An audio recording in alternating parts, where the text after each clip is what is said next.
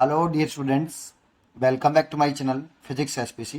Electrostatics का एक question. A charge shell of radius capital R carries a total charge capital Q. Given find the flux of the electric field through a close cylindrical surface of height h and radius r, and with its center same as that of the cell. Here center of the cylinder is the point on the axis of the cylinder, which is equidistance from its top and bottom surfaces. Which of the following options is are or correct? चार choice रखी। Solution. तो सबसे पहले उसने कहा एक spherical cell है। ये हमारे पास एक स्पेरिकल सेल बना लिया, इसकी रेडियस आर है और चार्ज इसको क्यों दिया जा रहा है? क्योंकि हॉलो स्फीयर है तो सारा चार्ज आउटर सरफेस पर रहेगा। ऐसे क्यों चार्ज दिया गया है इसको। ऐसे। और एक सिलेंडर है, सिलेंड्रिकल क्लोज सरफेस है आपका ये। ऐसे इसकी रेडियस स्मॉल आर है और हाइट एच है। अब इन दोनों में क्या रिलेशन है वो चॉइस में दे रखा है बेटा। एच में और स्मॉल आर में और कैपिटल आर में क्या रिलेशन है, किस तरह से वो प्लेस्ड है, यहाँ थोड़ी सी जानकारी और बाकी की जानकारी इस जगह पे। चारों चॉइस को चेक करना पड़ेगा। जैसे हम पहली चॉइस चेक करें, कह रहा है कि इफ एच जो है वो ग्रेटर है 2r से, मतलब जो हाइट है वो इसके 2r मतलब डायमीटर से बड़ी है। दूसरी, स्मॉल आर भी इसकी जो रेडियस है वो इसकी रेडियस से बड़ी है। तो इस सिचुएशन में डायग्राम कैसे होगा? तो देखो, एक पहले आप एक क्या बना लो, स्फीयर बना लो। ऐसे स्फेरिकल सेल बना लिया, इसकी रेडियस आर है, रेडियस आर और इसका जो डायमीटर हो गया ये 2r हो गया। तो सिलेंडर की जो हाइट है वो 2r से बड़ी है और रेडियस जो सिलेंडर की वो कैपिटल आर से बड़ी है। तो सिलेंडर सोचो कैसे होगा। सिलेंडर कुछ इस तरह से होगा बेटा।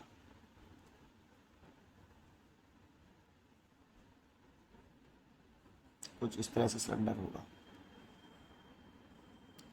तो देखो, ये सिलेंडर की रेडियस हो गई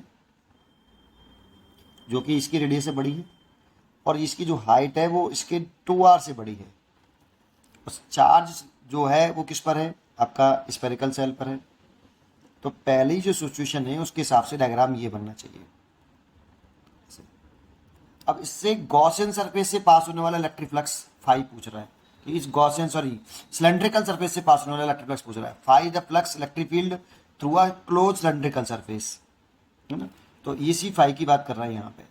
तो ये बताओ, गॉस लॉ लगा लो। तो according to Gauss law in electrostatics, Gauss law in electrostatics, electric flux passing through the cylinder, cylinder से पूछ रहा है, electric flux passing through the cylinder equal to 1/ε0 times net charge enclose by cylinder. Cylinder के अंदर जो charge होगा, है ना, वो लिखना पड़ेगा हमें, सिलेंडर। ठीक है। तो 1/ε0 कितना चार्ज बंद है बेटा, अंदर देखना है। तो कि देखो, ये पूरा की पूरा स्फेरिकल सेल सिलेंडर के अंदर है और उसी पर चार्ज है। तो कितना चार्ज है? Q। तो इतना फ्लक्स पास होगा सिलेंडर से। तो चेक करते हैं। देखो, phi is equal to Q/ε0, इसीलिए ये चॉइस करेक्ट है। ठीक है। सेकंड चॉइस की तरफ चलते हैं। सेकंड चॉइस की तरफ चलते हैं। देखो, सेकंड चॉइस में कहा बी कि जो हाइट है वो लेस देन है 8r/5 से, एंड जो सिलेंडर की रेडियस है वो 3r/5 के बराबर है ना। तो फिर ये पूछ रहा है कि then phi is equal to 0 होगा या नहीं होगा, चेक करना पड़ेगा। तो पहले डायग्राम बनाना पड़ेगा। सबसे पहले तो क्या बनाइए आप? सबसे पहले आप एक स्फीयर बनाइए बेटा। पहले स्फीयर बनाएंगे सब में। इसकी जो रेडियस है वो तो कैपिटल आर है और इसका जो डायामीटर है ये वाला, ये 2r होगा। जब ये रेडियस ये 2r होगा। तो ये बताओ ये जो हाइट है वो 2r से कम है ज़्यादा है, सॉरी हाइट 2r से कम है ज़्यादा है, ये देखो सबसे पहले। तो जो हाइट है ये h की जो वैल्यू है, ये जो h की वैल्यू है ये लेस देन है, इसका इसमें डिवाइड करें तो 1.6 आएगा r। तो देखो ये 1.6 r 2r से छोटा है, 2r से छोटा है, मतलब हाइट 2r से छोटी है बेटा। और रेडियस देखें तो रेडियस देखें तो ये 0.6 r है। तो जो रेडियस है सिलेंडर की वो भी स्फीयर की रेडियस से छोटी है, एक पॉइंट। दूसरा पॉइंट देखो, अगर हम यहाँ पे ये 3r/5 ले रहे हैं तो ये देखो सिलेंडर इस तरह से आएगा बेटा। थोड़ा सा दूसरा डायग्राम बनाता हूँ। सिलेंडर इस तरह से आएगा, दूसरा डायग्राम बनाता हूँ।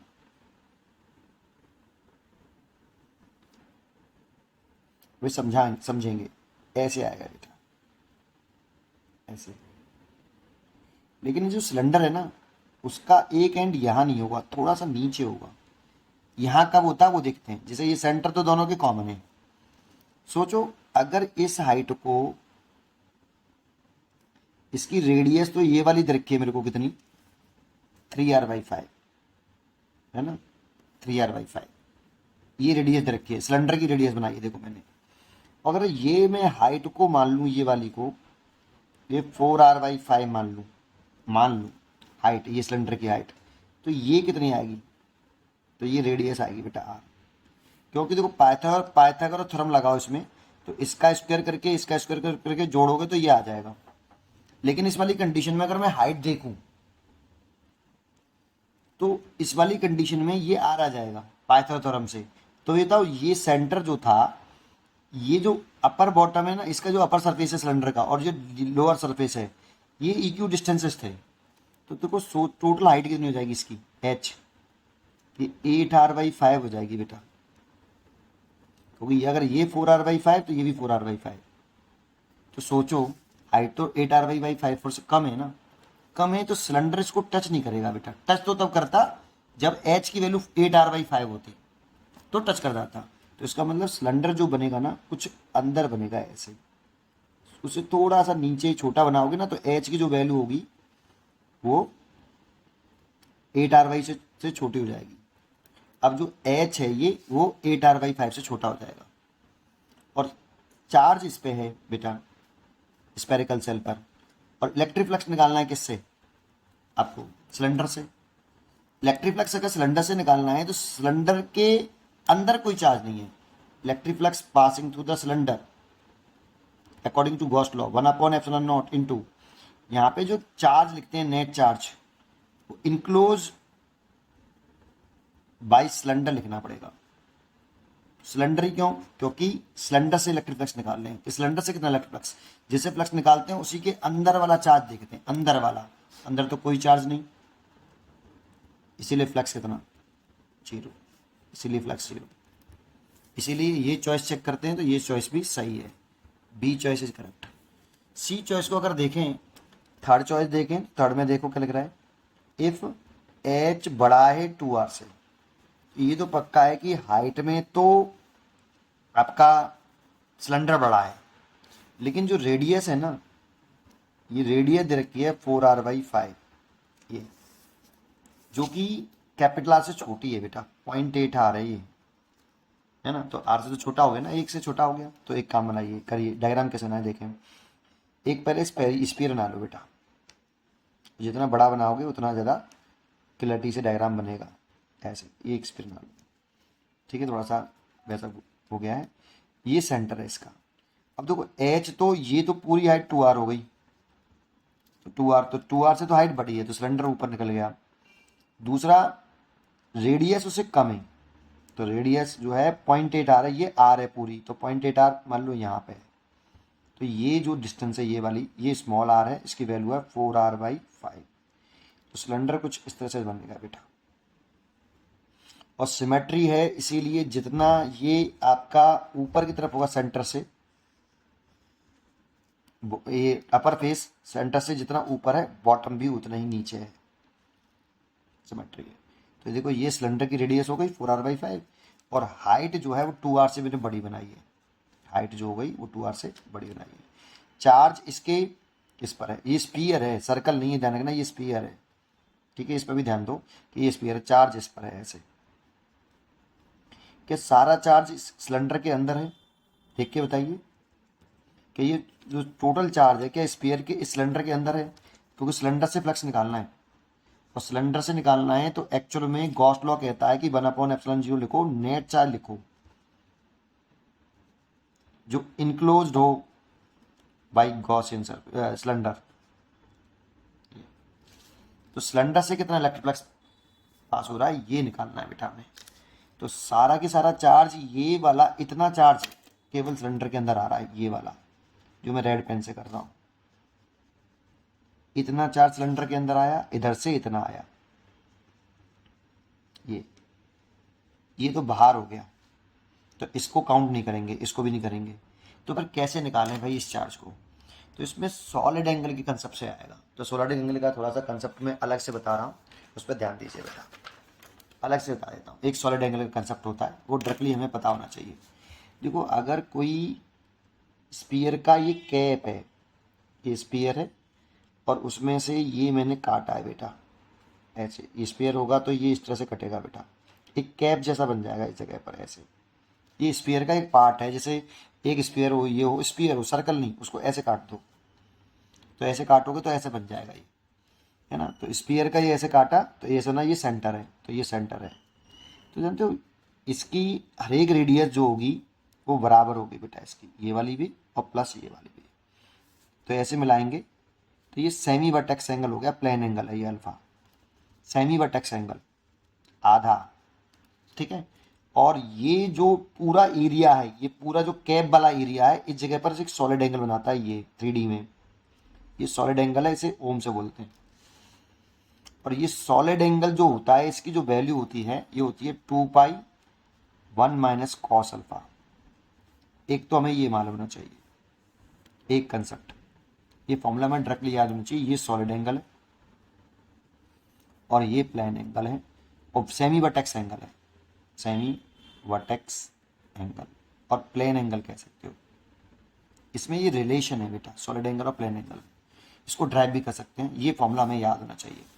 दूसरी बात, हमें ये आना चाहिए कि अगर कोई भी स्पीयर नहीं कोई सा भी क्लोज सरफेस है, for any close surface, any close surface, उसका entire area total area centre पे कितना सॉलिड एंगल बनाता है?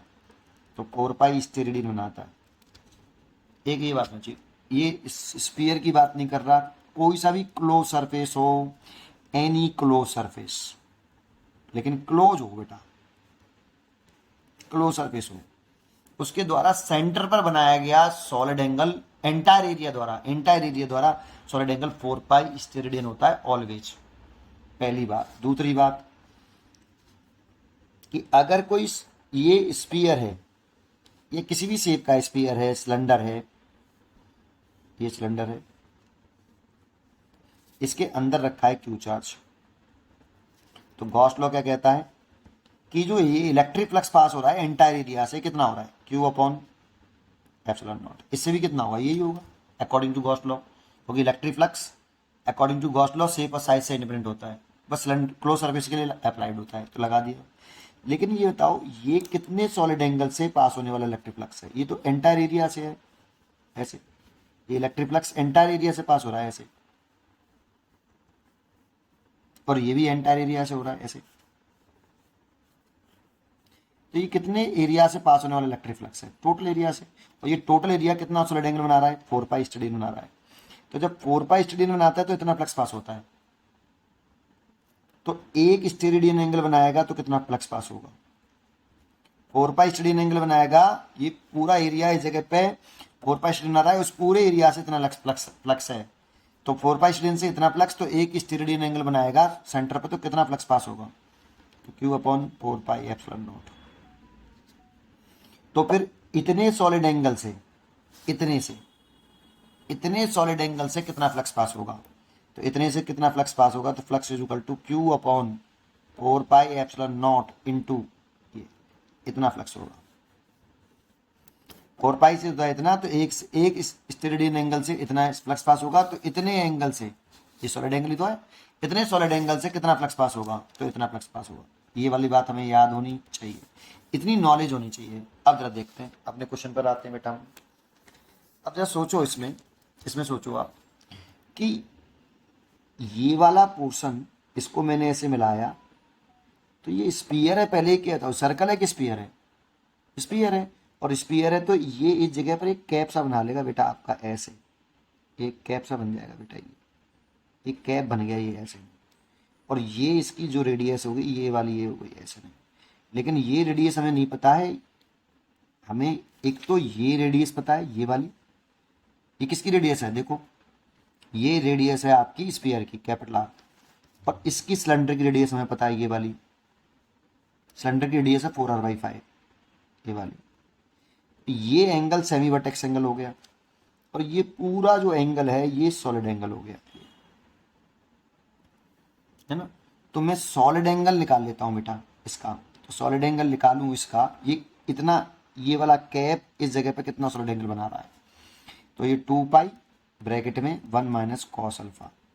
अब अल्फा में ये चाहिए, तो ये कैसे निकालें, तो एक बात बताइए मेरे को, अगर इसको ऐसे बढ़ाऊं, ये एंगल चाहिए ना मेरे को, ये वाला, तो देखो कॉस ये एंगल चाहिए, तो ये डिस्टेंस में पता है और ये पता है, तो क्या लगाएं, साइन अल्फा लगा लें। साइन अल्फा परपेंडिकुलर बटे हाइपोटेन्यूज होता है, लेकिन निकालना तो कॉस अल्फा है ना, निकालना क्या है, कॉस अल्फा। तो साइन अल्फा निकाल लो, अल्फा की वैल्यू निकाल लेंगे हम, तो निकाल लो इसमें कॉस अल्फा, साइन अल्फा निकाल लो। तो sine alpha is equal to कितना होगा, बोल के बताओ, परपेंडिकुलर बटे हाइपोटेन्यूज। तो परपेंडिकुलर हो गई, ये सिलेंडर की रेडियस हो गई, ये स्फीयर की रेडियस हो गई, ये होगी 4r/5, और नीचे हो गया परपेंडिकुलर हो गया, ये हाइपोटेन्यूज हो गया। तो साइन अल्फा आया कितना, 4/5। तो ये 4/5 किसकी वैल्यू होगी, तो एक ट्राइंगल आपको आता हो ये वाला ऐसे, ये 37 डिग्री होता है और ये 53 डिग्री होता है। 37 के सामने वाली 3 और 53 के सामने वाली 4 और ये 5। तो देखो अगर मैं यहाँ पे साइन 37 निकालता हूँ तो परपेंडिकुलर कितना है, साइन 37, तो परपेंडिकुलर बटे हाइपोटेन्यूज होता है, तो 3/5 आया। और साइन 53 निकालता हूँ तो एंगल के सामने वाला परपेंडिकुलर होता है ना बेटा, तो एंगल 53 के सामने वाला परपेंडिकुलर हो गया 4 और हाइपोटेन्यूज हो गया 90 डिग्री के सामने वाला। तो ये कितने की वैल्यू है, 4/5 साइन 53 की। तो ये साइन 53 की वैल्यू है 4/5, ये कट गया तो अल्फा आ गया 53 डिग्री। तो देखो ये एंगल 53 डिग्री आ गया, यहाँ रख दूंगा तो सॉलिड एंगल निकल आएगा 2 पाई 1 - cos 53 डिग्री। तो 2 पाई 1 - cos 53 डिग्री यहाँ से निकाल लूँ, क्या होता है, बेस बटे हाइपोटेन्यूज। तो इस एंगल के लिए ये परपेंडिकुलर होगा, एंगल के सामने वाला परपेंडिकुलर, 90 डिग्री के सामने वाला हाइपोटेन्यूज, बच गया वो बेस, तो 3/5, ये 3/5। तो सॉलिड एंगल कितना आया देखो, तो सॉलिड एंगल आया 2 पाई और 5 में से 3 घटा देंगे तो 2/5, ये आ गया 4 पाई/5। इतना सॉलिड एंगल बनाया इसने, इस वाले कैप ने इतना एंगल बनाया इस जगह पर। तो ये देखो फिर मैंने ये यूज किया आपका, तो इस वाले पोर्शन से कितना इलेक्ट्रिक फ्लक्स पास हो रहा है, जो सॉलिड एंगल बना रहा है 5 ओम। तो देखो ये वाला मैंने यूज कर लो बेटा, इसीलिए कितना फ्लक्स 5 फर्स्ट सरफेस, क्यू बटे, क्यू कौन सा है, कैपिटल क्यू है क्या, हाँ कैपिटल क्यू है ना बेटा, हाँ कैपिटल क्यू है, तो कैपिटल क्यू लिखो इस जगह पे, क्यू बटे, ये वाला फॉर्मूला लगा रहा हूँ, 4πε0 इंटू सॉलिड एंगल।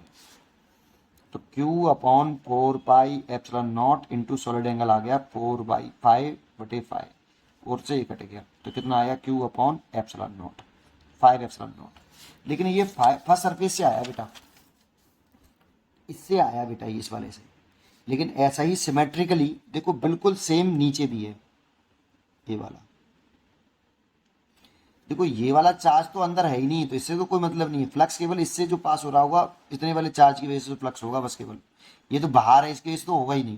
तो इसीलिए मैं इस वाले की वजह से निकाल ले रहा हूँ बस केवल, इस वाले की वजह से ऐसे।